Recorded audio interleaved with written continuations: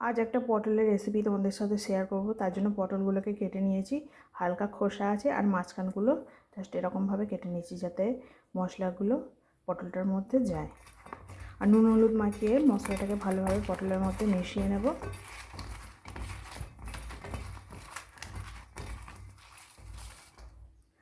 আর বাকি উপকরণগুলো দেখিয়ে দিই কী কী লাগবে। আদা রসুন বাটা, পেঁয়াজ, পোস্ত ভিজিয়ে রেখেছি, আর এখানে আছে গুঁড়ো মশলার হলুদ গুঁড়ো, কাশ্মীরি লঙ্কার গুঁড়ো, লবণ আর হালকা চিনি।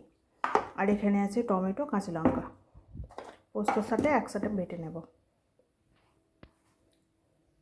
আর এখানে তেল গরম হয়ে এলে একে একে পটলগুলোকে ভেজে নেব।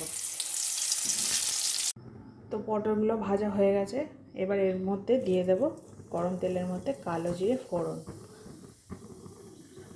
তারপর দিয়ে দেব পেঁয়াজ কুচি। তো পেঁয়াজটাকে একটু নেড়ে নেব।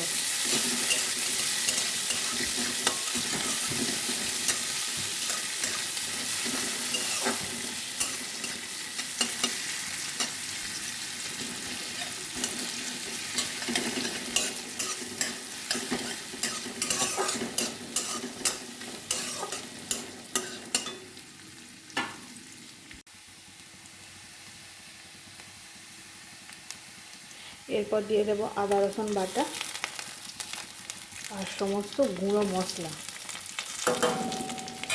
ভালোভাবে একটু কষিয়ে নেব যাতে আদা রসুনের গন্ধটা কেটে যায়। এটা ভালোভাবে কষানো হয়ে গেছে। এবার এর মধ্যে দিয়ে দেবো পোস্ত, কাঁচা লঙ্কা, টমেটো বাটাটা। এবার সমস্ত কিছু ভালোভাবে মিশিয়ে নেব।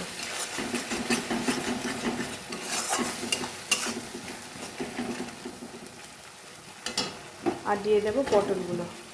এই রান্নাটা করতে বেশি টাইম লাগে না, খুব তাড়াতাড়ি রান্নাটা হয়ে যায়, আর খেতেও কিন্তু ভালোই লাগে। বাড়িতে তোমরা একবার ট্রাই করে দেখতে পারো, অবশ্যই ভালো লাগবে।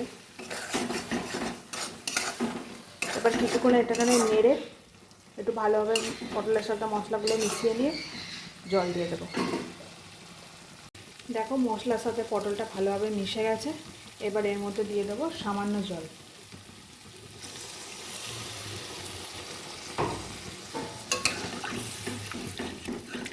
দিয়ে এটাকে 15-20 মিনিট ঢেকে দেবো।